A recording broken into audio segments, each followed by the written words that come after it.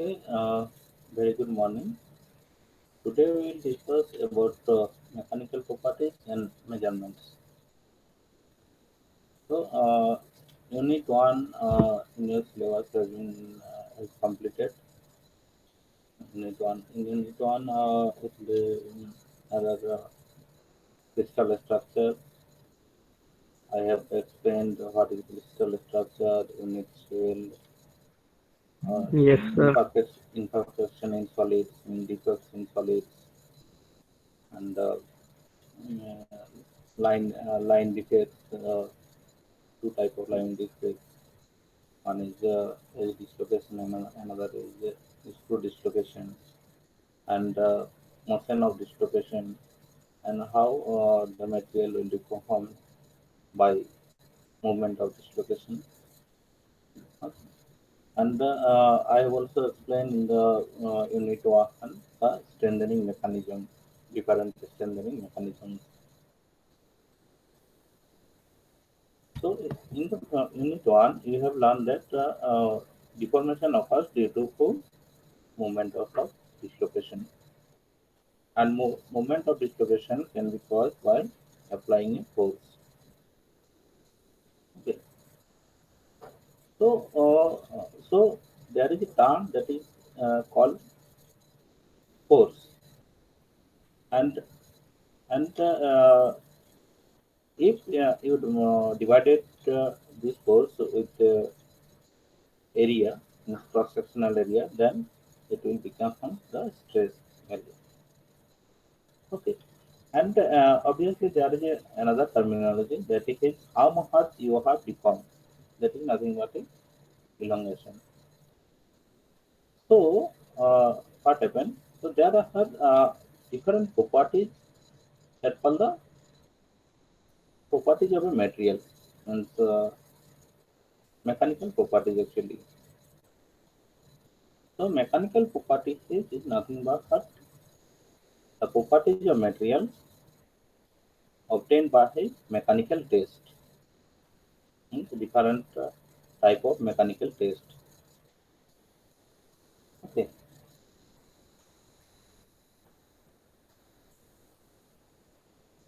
So, mechanical properties is nothing but the properties of material. Means uh, this is actually inner properties of material, and therefore there those properties can be measured by mechanical mechanical test. So that's why it is called mechanical properties. Mechanical test means there are different types of mechanical test, either tensile, compression, hardness, torsion, fatigue. Okay. So, so the properties obtained from different tests, can you get the different properties? Like the properties obtained by tensile test. Tensile is nothing but one type of mechanical testing. So, properties obtained by tensile test. Those are the tensile properties of the material. And properties obtained by hardness test of a material. Those properties will call the hardness properties of the material. So depending on the mechanical test, the properties of the material are means, named according to the test. Means if you uh, get the properties of material by tensile, then those properties are called tensile properties. If you get the properties of material, mechanical properties of material by hardness test, then those properties is called hardness properties of the material. And the properties of material get by compression test are called the compressive properties. And the properties obtained by fatigue test are called the fatigue properties. So all these properties are under mechanical properties, and these properties can be measured by means of mechanical test. Okay.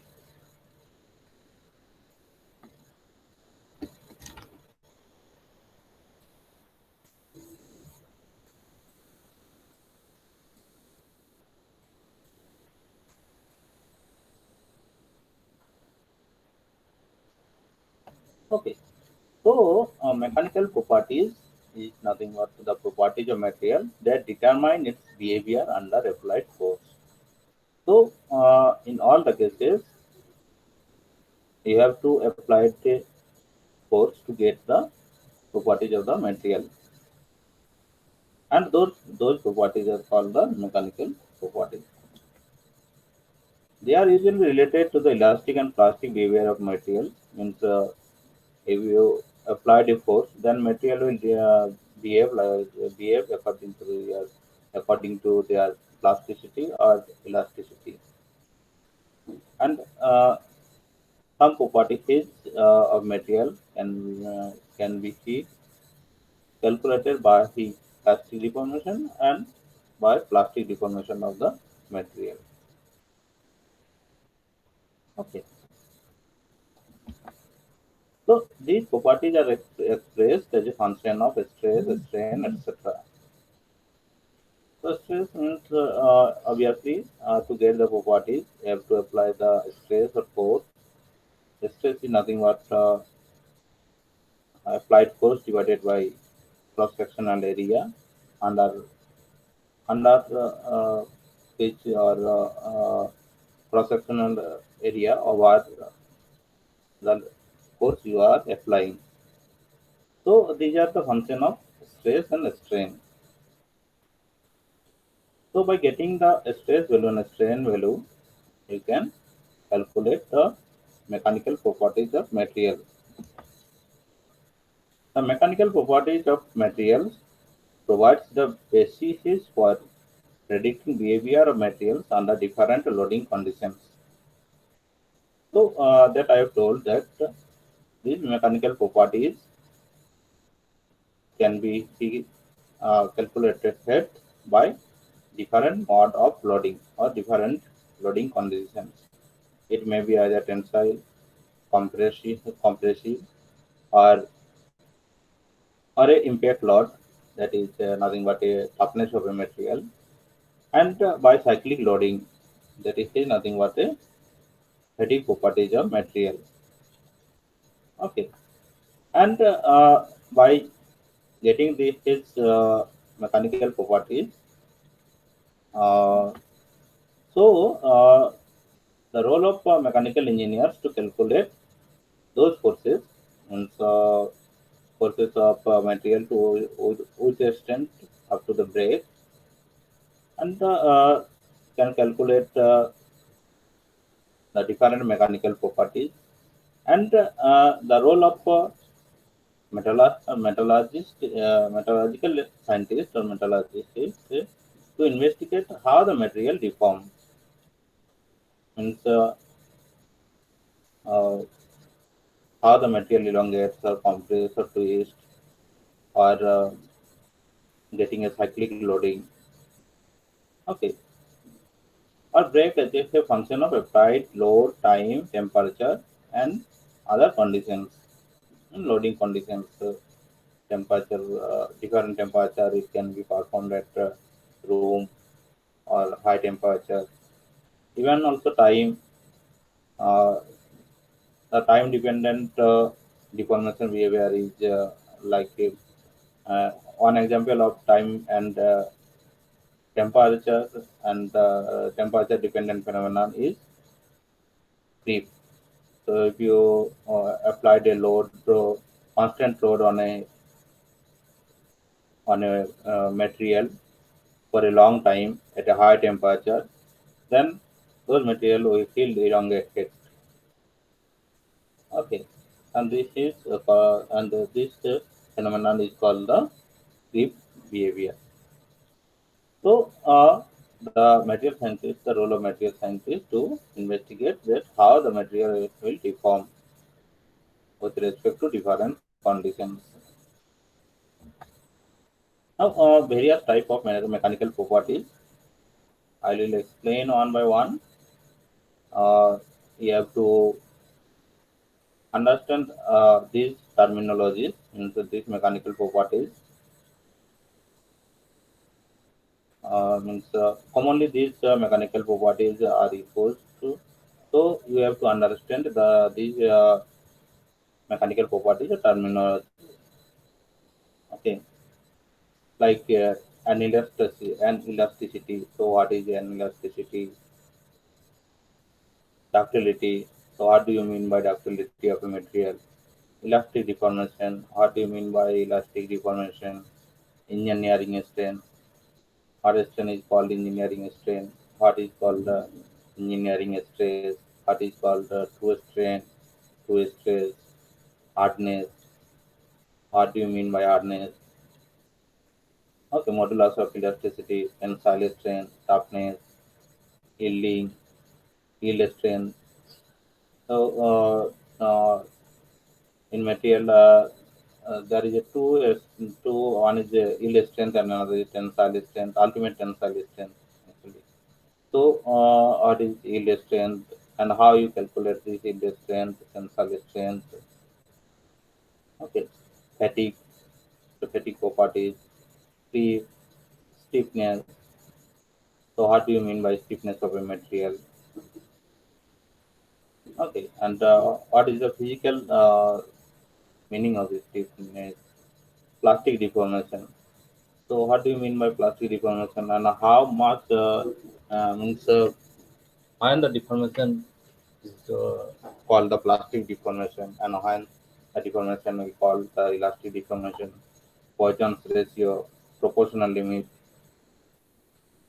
means what do you mean by proportional limit? And this proportionality how to means uh,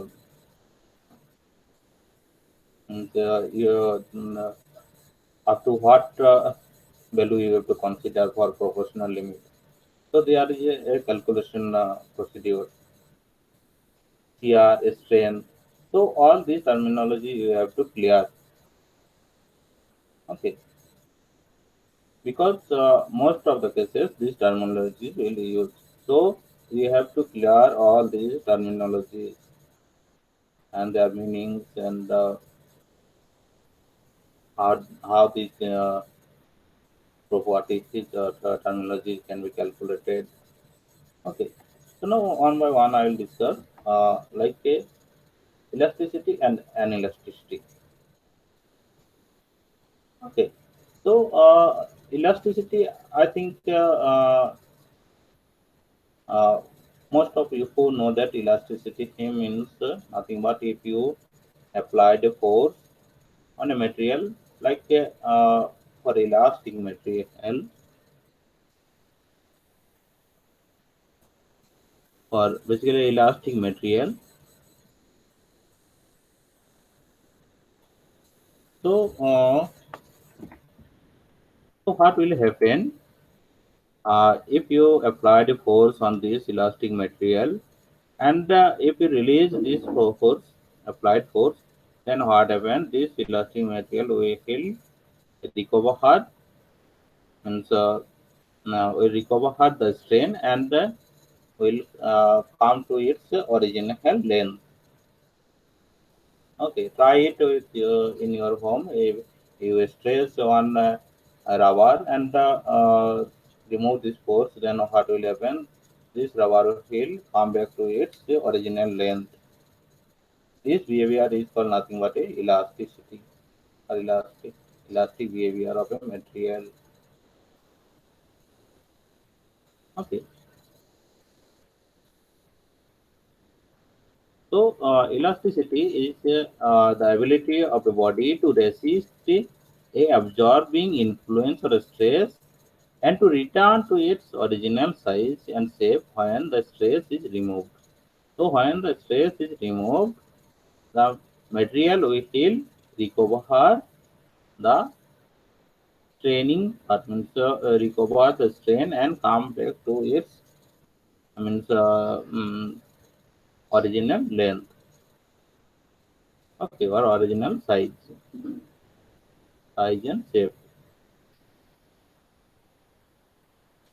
So like this, if you stress this cylinder bar, then what will happen? Along this direction is called a strain. So if you pull it, you pull this cylinder bar, means if you are straining this bar, straining this bar, then what stress, actually stress is required to straining this bar. And by straining this cylinder bar, more and more stress will required. And after this stress value, if you remove all the stress value, means if you release the stress, then this material will come back to its original size and shape. Okay.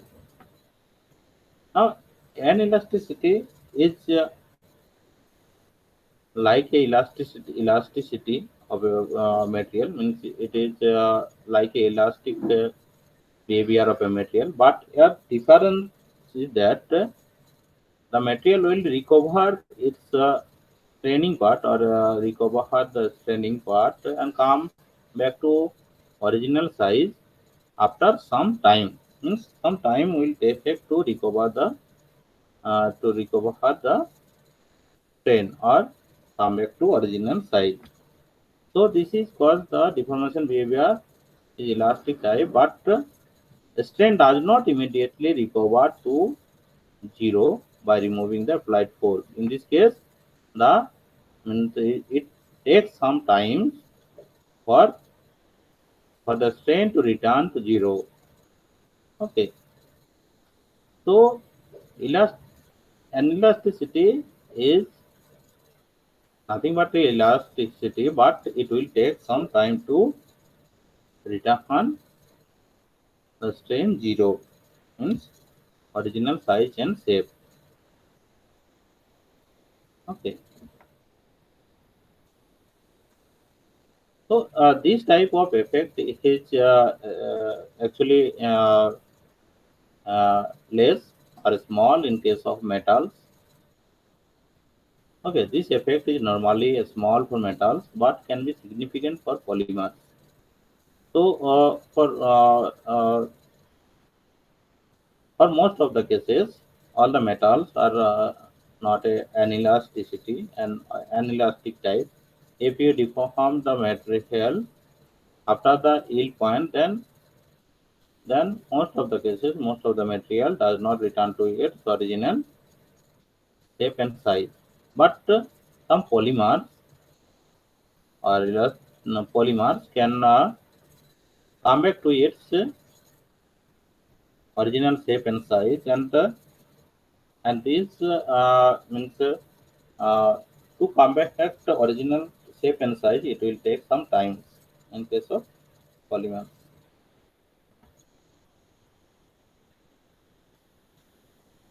Now, ductility and plasticity. So, ductility means ductility is a property of a solid material which indicates that how easily a material get deformed under tensile stress.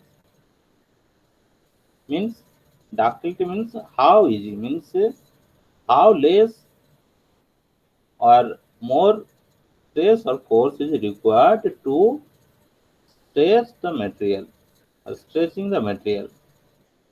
Suppose if you apply the force in this force on this material in this direction, if you apply the force in this direction, then what happens? This material will stretch or elongate. So,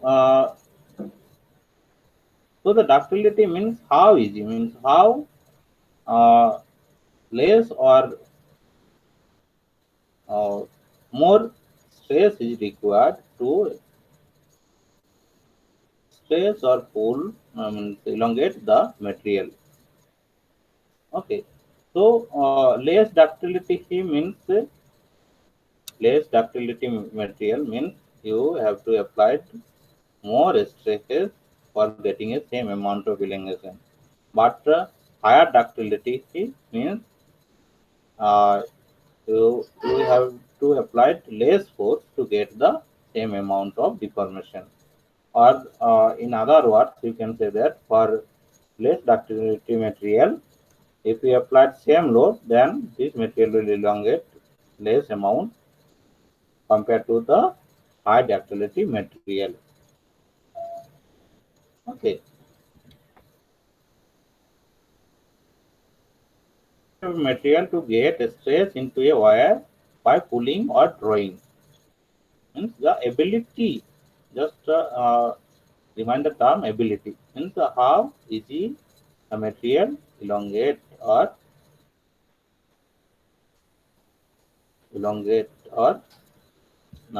can be drawn. So these mechanical properties is also an aspect of plasticity of material and is temperature dependent.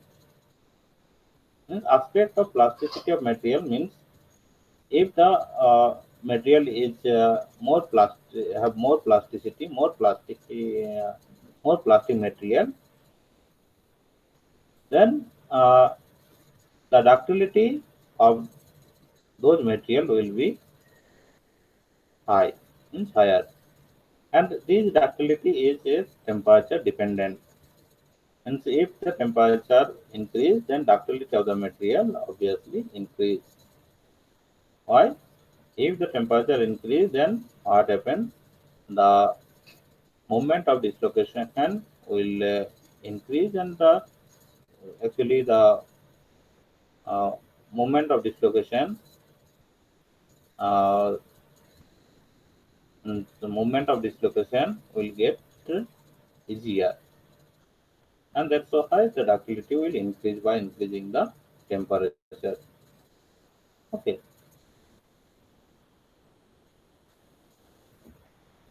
And plasticity is the plasticity of a material is its ability to undergo some degree of permanent deformation without rupture of or failure.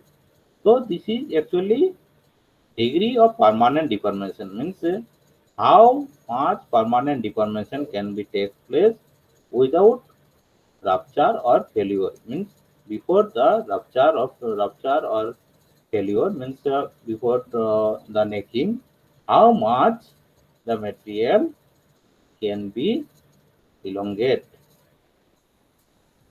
okay, or deformed. So this ability is called the plasticity. So higher plasticity means higher amount can higher amount of elongation can be done by applying a same force on a material. Okay, this plastic deformation will take only after the elastic limit is exceeded. So actually, this the plastic deformation of a material will occur after the elastic deformation. Elastic deformation means up to the deformation. Actually, this is called the proportional limit. So the deformation of a material up to this proportional limit, and if you release the applied force, then the material will come back to zero strain. Okay, or initial shape and size, and this deformation is called the elastic deformation, and plastic deformation occurs after this proportional limit or yield point. And actually yield point is just after the proportional limit. Okay, so so the plasticity is nothing but a ability of a material to undergo some degree of permanent deformation without rupture, means up to the necking of the material, how much the material can be elongated, and so how easily the material can be elongated. More plasticity means more the material can be deformed or elongate or deformed more amount can be more strained, material can be more strained, by applying same amount of force. Another is brittleness. So brittleness means suppose first of it, just think the brittle. So brittle means just suppose if you are a force applying force on a material. So what happen? Applying force, so material will get a strain, or you are straining the material. So the force or stress will require, and as the straining the material, the more and more force or stress is required, and suddenly this material will break down. So in this case, there is no necking region. So suddenly the material will break down, and those material are called the brittle material. Okay, so brittleness of a material indicates the how easily it gets fractured when it is subjected to a force or load. So more brittleness means less amount of force is required to fracture the material. So this force or stress will require less amount for more brittle material. Okay. So for more brittle material, the material will break down here. And for the less brittle material or brittleness is less, then it will still deform up to some extent, and this those material also break suddenly. Okay. So brittleness of a material indicate that how easy it get fractured.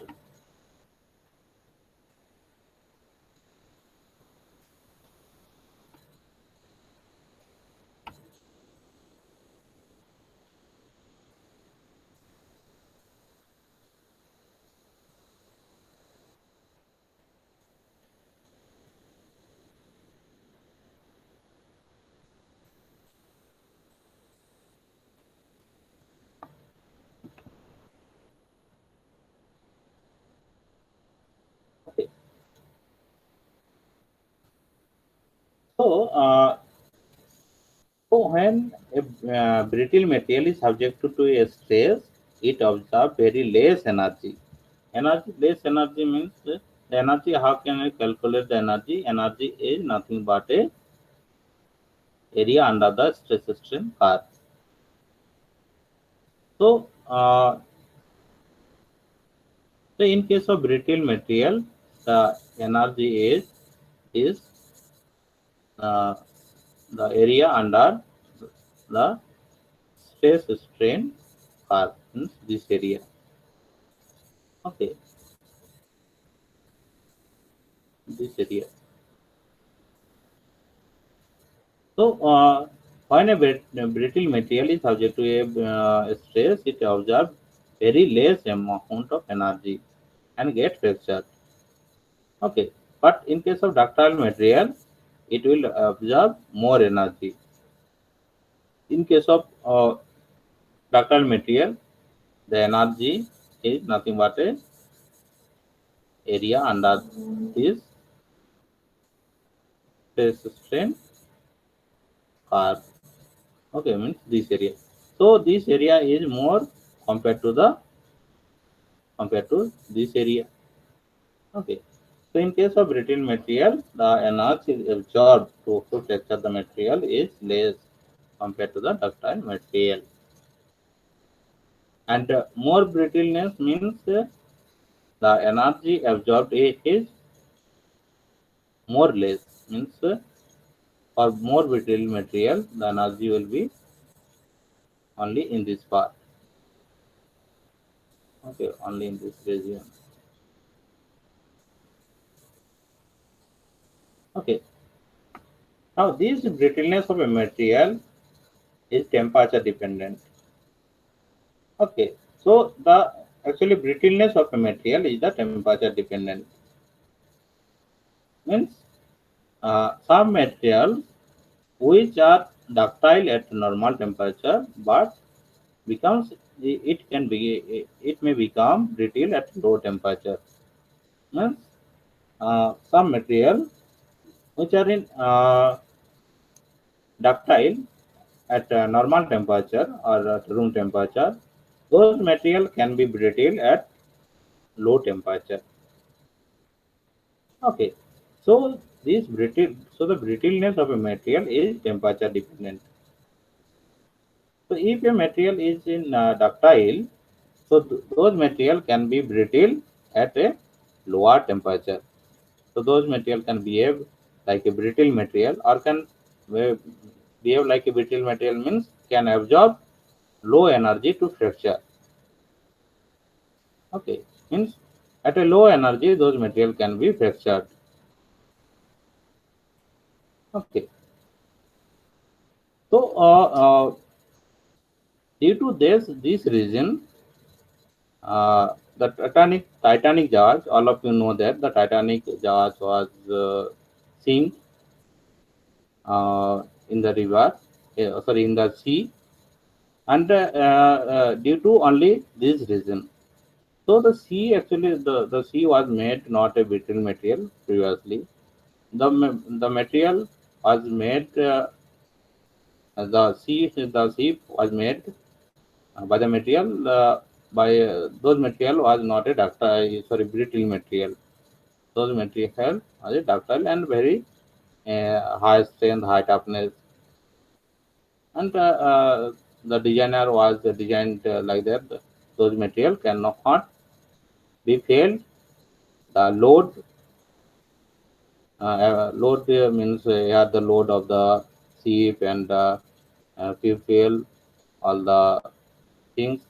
So at a high load, the material cannot be failed. But actually, what happened in Titanic? What happened? The Titanic was actually uh, uh, first it hit a stone, and a small crack was initiated on the ship. And due to the very low temperature at that region, you know, also all of you know that the where the Titanic Jahaj was seen at that region, the temperature was very low at minus below the below 0 degree temperature. So due to the low temperature, those ductile material, and material those are made uh, the ship are made by those material. So those ductile material becomes brittle, and that's why the material cannot withstand so much weight, and ultimately the Titanic Jahaj was failed and sink. Okay, so just remember that ductile material can behave a brittle material at low temperature, means below 0 degree centigrade. Okay. Now another property is resilience. Resilience resilience is nothing but a capacity to absorb energy elastically. Just note down the capacity to absorb energy elastically. Elastically means the energy required to deform up to elastic means elastic limit or proportional limit. So this is actually the proportional limit. So the capacity to absorb energy elastically means energy required to deform the material up to proportional limit. So this is nothing but a area under the stress strain curve up to elastic or proportional limit. Proportional limit. So this energy actually is the resilience of a material. Okay, area under this question. So resilience is the energy per unit volume. So it is actually measured by energy per unit volume. Okay, and it is area under the stress strain curve in the elastic region. Resilience is the ability of a material to absorb the energy when it is deformed elastically. So that I told. Okay, by applying a stress and release the energy when the stress is removed. So resilience is the property of a material to absorb property of a material to absorb the energy to deform the material uh, to deform the material elastically. Okay, so more resilience means more energy means more this area will be more this area will be more to deform the material elastically. So, and proof resilience is defined as the maximum energy that can be absorbed without permanent deformation.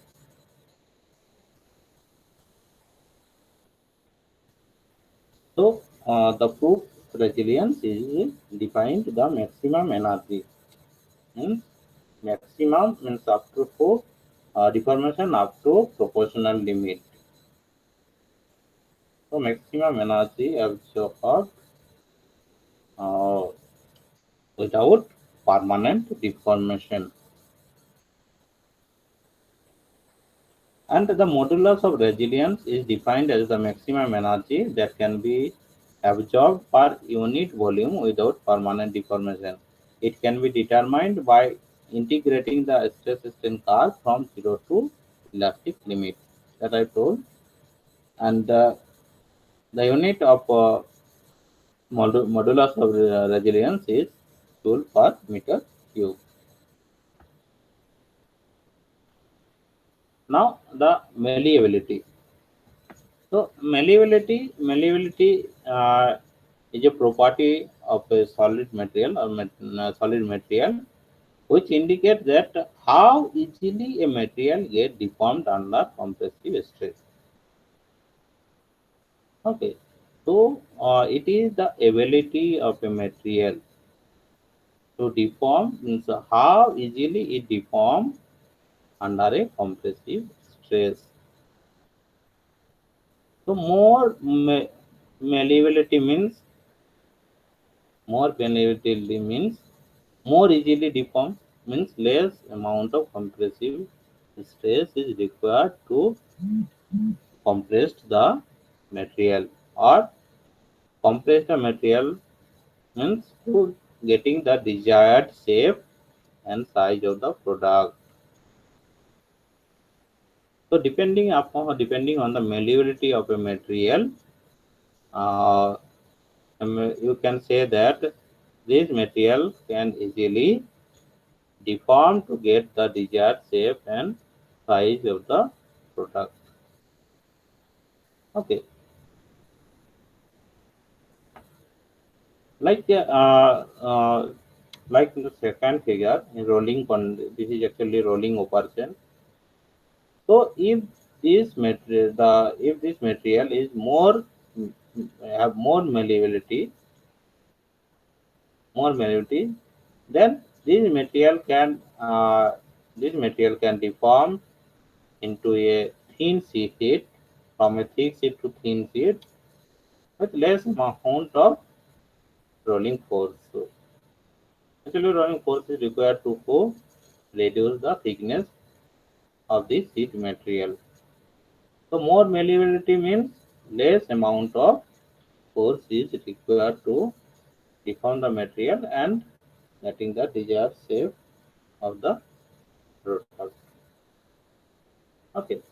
So malleability is often characterized by the ability of a material to deform in the form of a thin sheet by hammering or rolling. This mechanical properties is an aspect of plasticity of material. So what does it mean? This material property is an aspect of plasticity of material. So if the material have more plasticity, then obviously more plasticity means material can uh, deform plastic deform material can deform more deformance can elongate or degree of deformation will be more before the rupture of the material. So if the material is more plastic, then those material uh, can also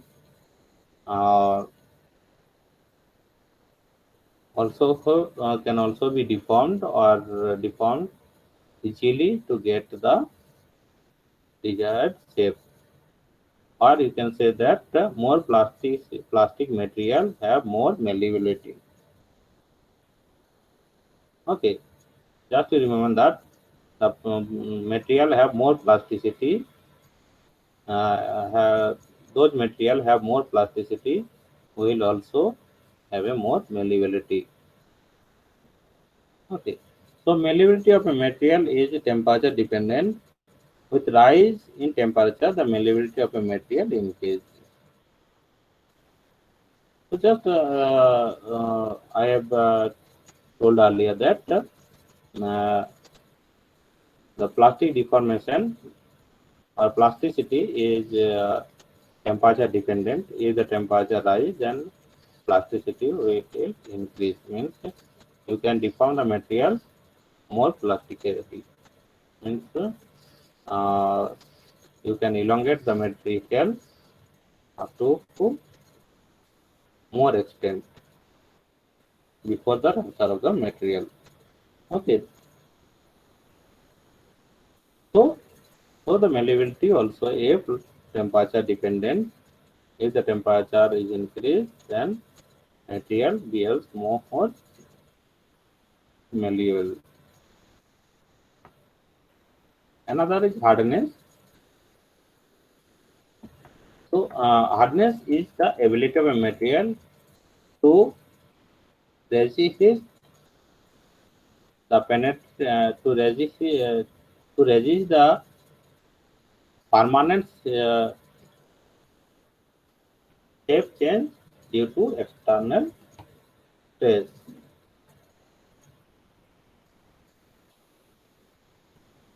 So this is the ability of a material to resist means ability of a material to resist against permanent deformation. Okay, so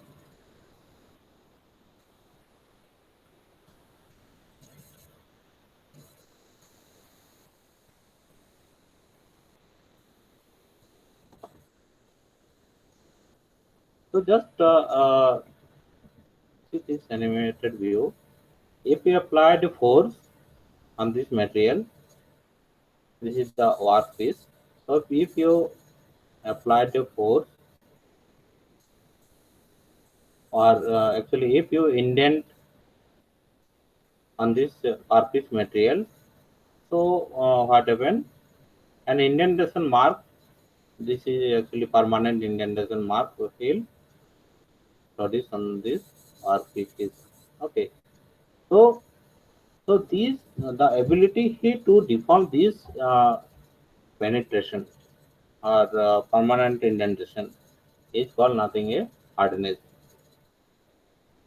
So means more hardness means more force is required to make the same amount of penetration, or or in the other word you can say that more hardness means uh, you can uh, penetrate less amount of penetrated can be less amount of penetrate for applying a same amount of force for same material. Okay, suppose this material have high hardness value. So suppose this workpiece or material have high hardness value. So to penetrate or to make a indentation or a permanent actually permanent indentation or deformation, we have to apply more force. Okay, so there are various measures of hardness. One is stress hardness, indentation hardness, and rebound hardness. So stress hardness means this is the ability. Stress hardness is actually nothing but the ability of a material to resist on crashing of the material. Means how the material will resist, how much the material will resist to scratch. And indentation hardness means how much the material will resist to indent. More indentation hardness means more force more force is required to indent the same amount of indentation.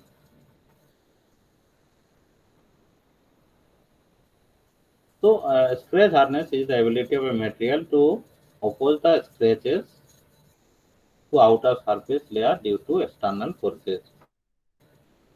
And indentation hardness is the ability of a material to oppose the dent or indent due to punch of external hard and sharp surface.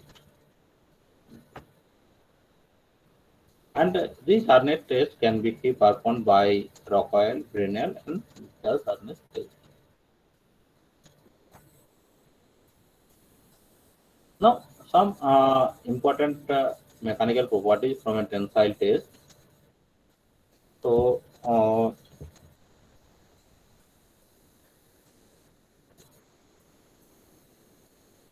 what happens in case of tensile test? If you apply the load on a material, then material will elongate. Or in other words, you can say that to elongate a material or to strain a material. So in this direction, actually strain, which is symbolized by epsilon. So to strain a material, we have to apply a stress. This stress is nothing but a force divided by cross-sectional area. Okay. So so to uh, so to elongate the material, we have to apply more and more force or stress on the material.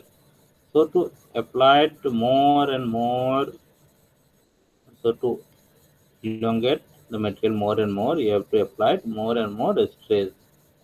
Okay, actually the stress value is increased to elongate the material. Okay, so and this curve is called actually stress strain curve. Okay, there are two types of stress and strain. One is engineering and another is true. So I will tell what is engineering stress and what is true stress. Okay. Now first see some important mechanical properties that can be derived from a tensile test, and these properties can be calculated from this stress strain curve. Okay. This curve is called nothing but a stress strain curve. And there are some point. This point is called actually proportional limit.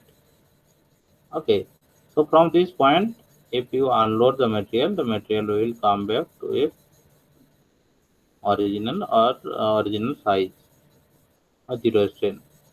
And above this proportion limit, there is a another point. Actually, this is called the yield strain, and this yield strain is actually 0.2% offset is the strength. This is 0.2% offset value of a strain. So, so this is actually yield strain, and this point is the ultimate tensile strength. Ultimate tensile strength means maximum stress value, and after this stress value, the material get neck, means the necking behavior will occur, and ultimately the material will fracture there. So the stress value, this stress value, the maximum stress value is called the ultimate tensile strength. And after this maximum stress value, the material, the necking of the material will occur. This region actually called the necking region, and ultimately the material will fracture. And the necking actually nothing but a localized deformation. Means before the necking, the material will deform uniformly, and after the necking, the material will deform uh, at localized portion. So, so up to the yield point, deformation up to the yield point is called the elastic region, and after the elastic region is called the plastic region. Okay,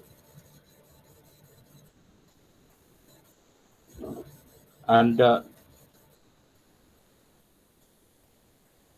up under the deformation up to the fracture means how much elongation, actually this is the how much elongation is, means total elongation is called the ductility of a material.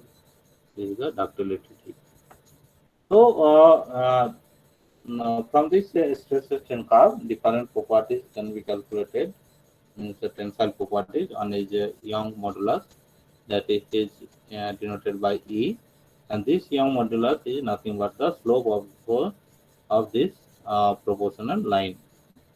This proportional line. So slope of this proportional line. Okay, means linear portion. And yield strength. This is the that I've told. This is the yield strength. Excuse me, sir. Yes. Sir, this is our thermodynamics lecture. The time is over. Yes, sir. Okay, just a minute. So these are the mechanical properties. Now in the next class, I will explain one by one how the tensile test can be performed. Then compression test. Okay, hardness test, Okay, sir. nano indentation test, toughness, torsion, and fatigue. One by one, I will discuss Yes, in the next class. Okay, nano test yes, is not in your sir. syllabus, but I will cover this test also. Okay. Okay, thank you. Thank you, sir.